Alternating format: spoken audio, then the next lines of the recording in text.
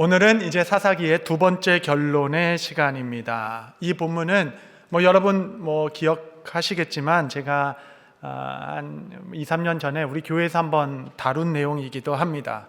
그래서 본문의 내용은 간략하게 그리고 적용을 좀 깊게 해보고자 합니다. 구약의 성경에서 가장 잔혹했던 전쟁이 하나 있었어요.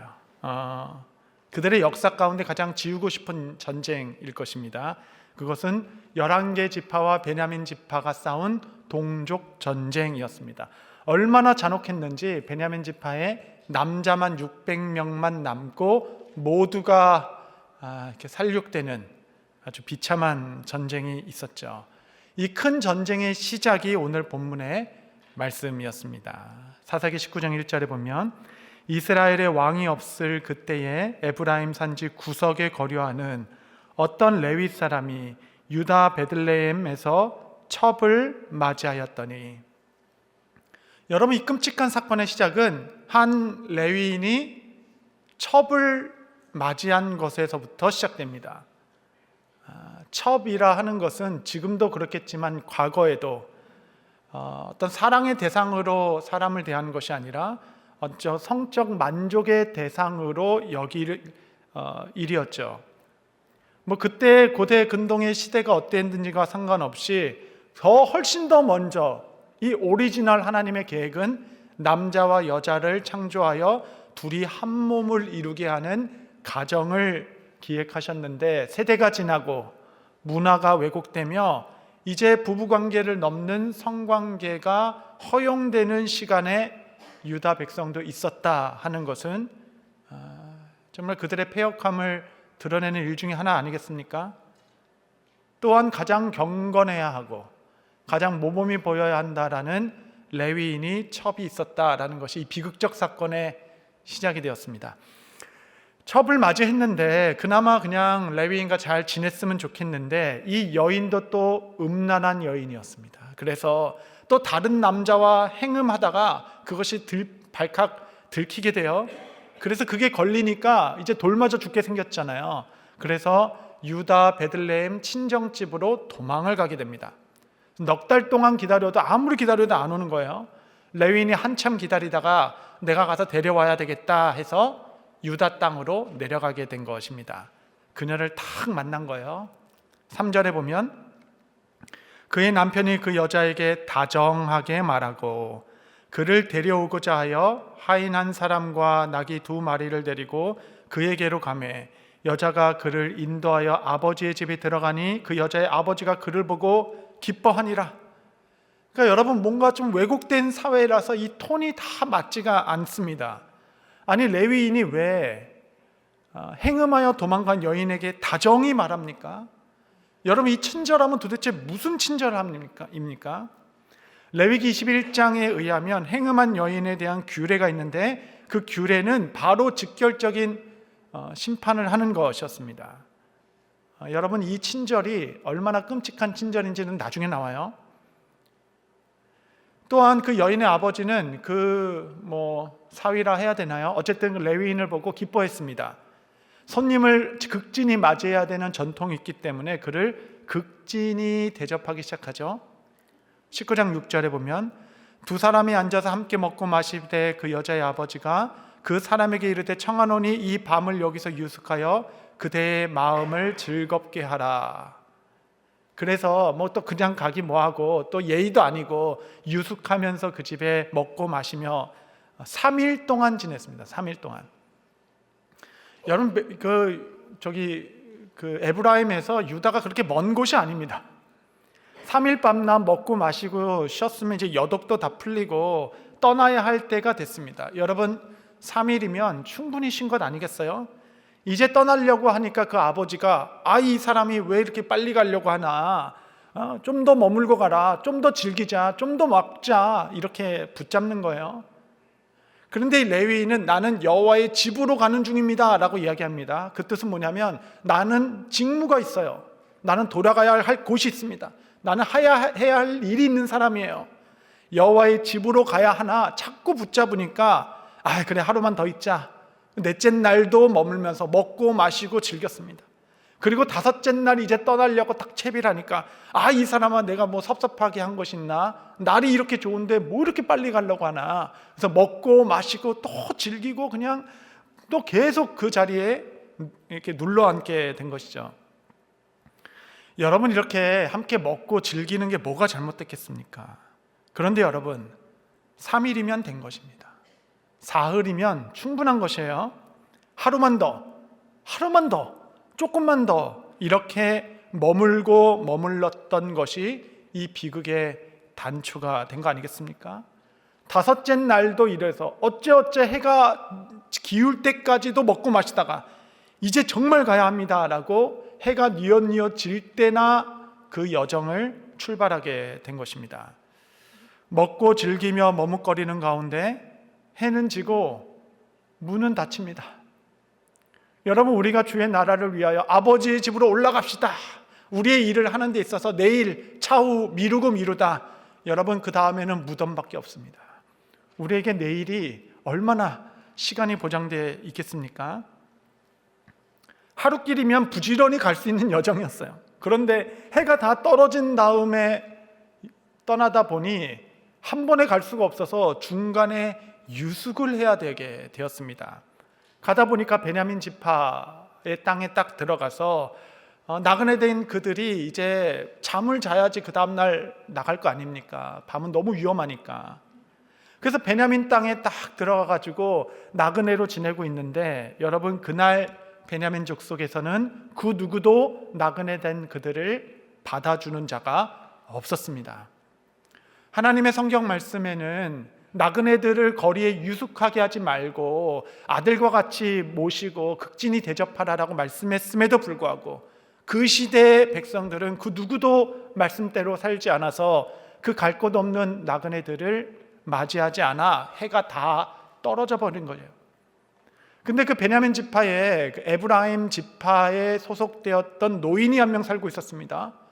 그 누가 뉘엿뉘엿 이 위험한 곳에 살고 있으니까 여차여차 물어보니까 동양 사람인 것이에요. 나도 에브라임 지파입니다. 그러면 우리 집에 오십시오라고 모셔 들어가는 그 뒷모습을 그 베냐민에 거주하는 불량배들이 보게 된 것입니다.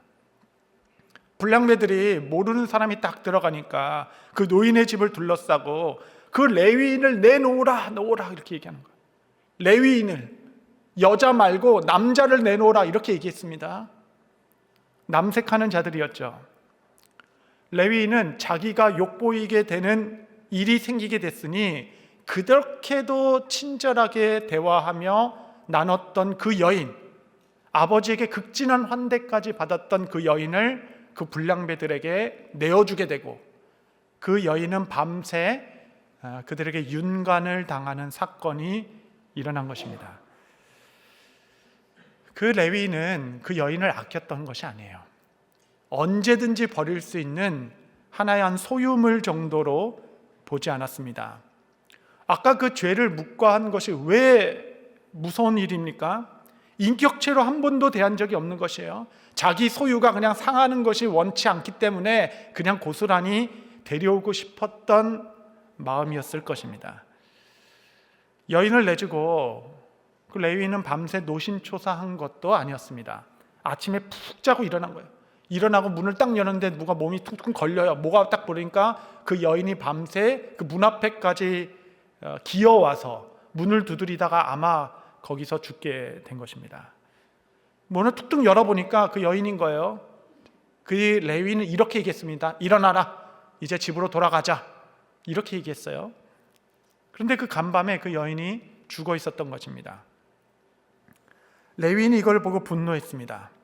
그래서 그 시체를 나귀에 태우고 집으로 돌아가 그 시체를 12조각을 내서, 이 저녁에 우리 아이들도 많이 왔는데 이게 정말 이거 19금 이런 거 붙여야 돼요. 말로도 말할 수가 없을 정도로 12조각을 내서 각 지파에게 보냈죠. 당시 이런 전통이 있었습니다. 여호와의 성전, 거룩한 전쟁이 일어났다라고 하면은 그 지도자는 소를 각을 찝니다. 소를 12조각 내서 각 지파에 보며 여호와의 성전이 일어났으니 주와 함께 싸울 자들은 모이라 라고 얘기했던 그 모양 그대로 사람을 그렇게 각을 내어 보내게 되죠.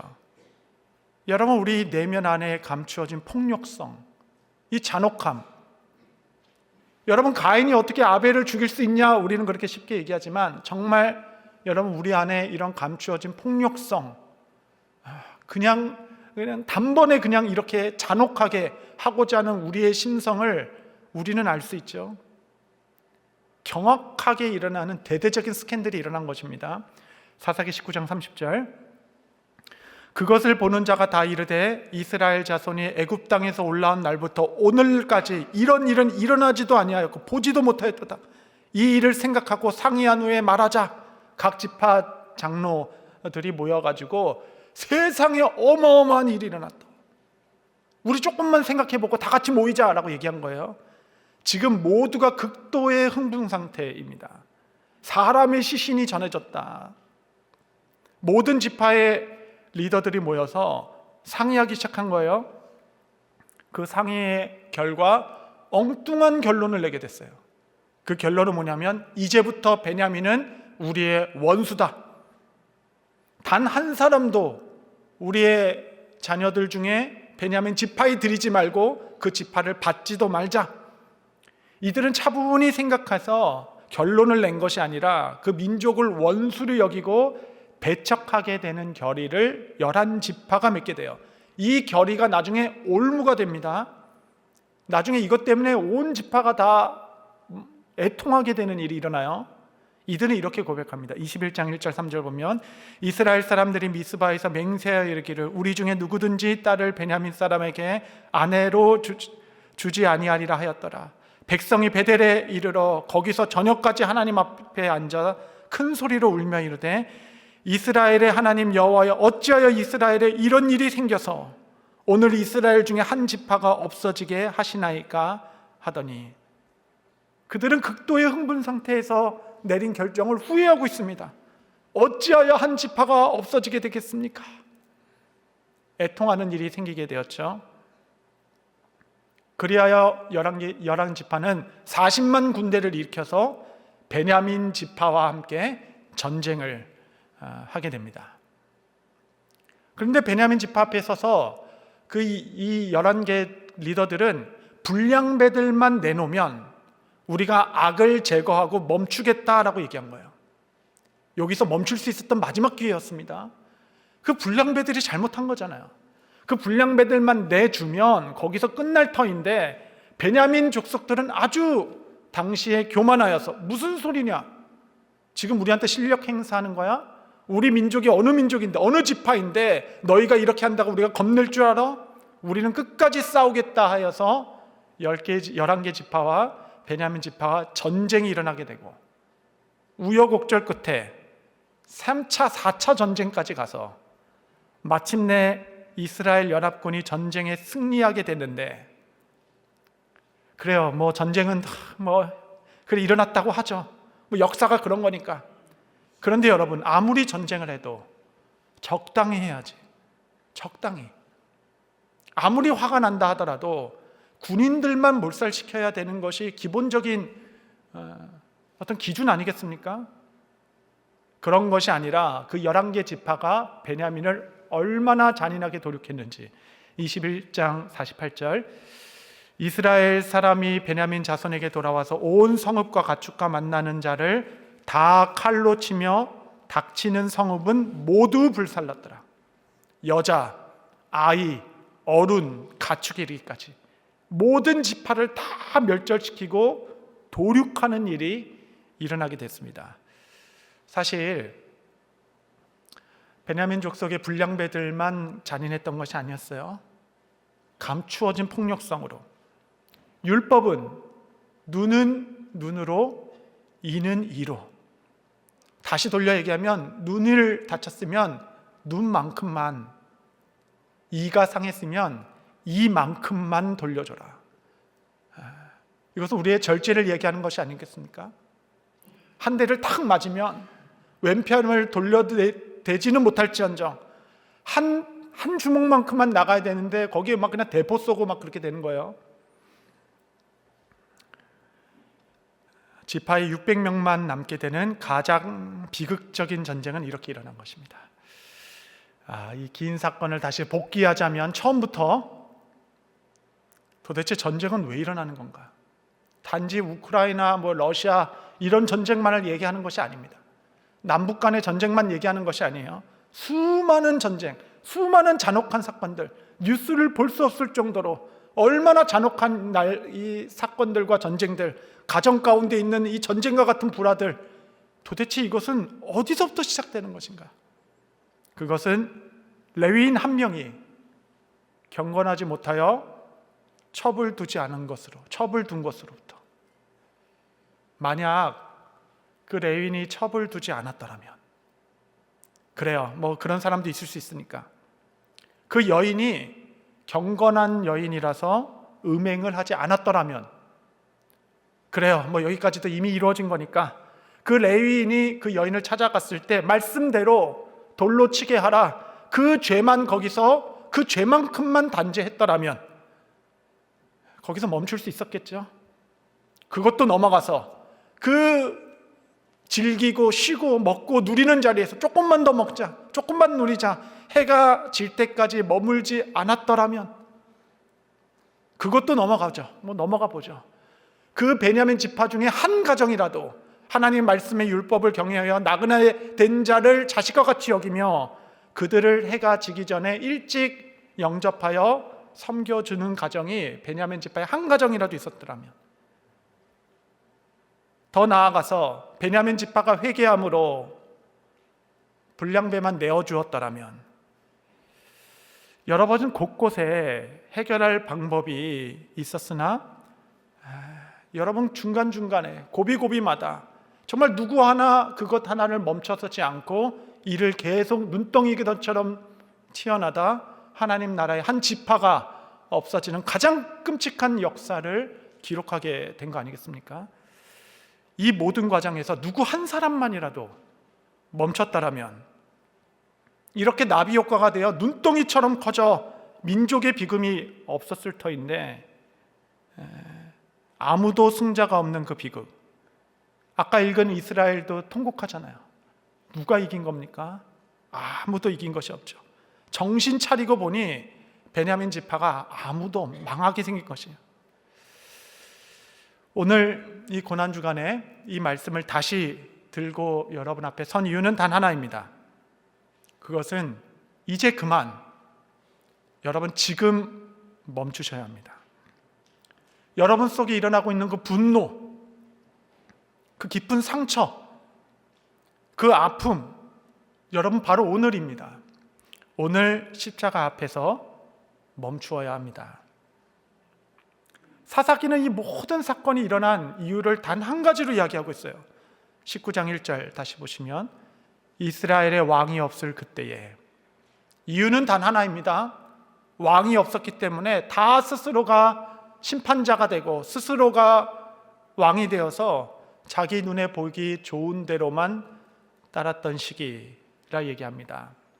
그러나 성도 여러분, 우리에게는 왕이 계십니다. 그분이 2000년 전 골고다 언덕에서 그 피가 피를 뒤대어 있는 이 파국의 역사, 거침없이 멸망으로 쏟아지고 있는 이 역사에게 멈추름을 선언하시고 모두가 다 새롭게 되어라, 새 시대를 말씀하셨으며, 내가 아무런 죄 없는 그분께서 인류의 모든 죄를 감당하시고 십자가에서 죽으심으로, 그가 용서의 복음을 전하심으로 누구든지 그리스도 안에서, 십자가 안에서 새롭게 될 수 있도록 그분이 그곳에서 멈추셨습니다.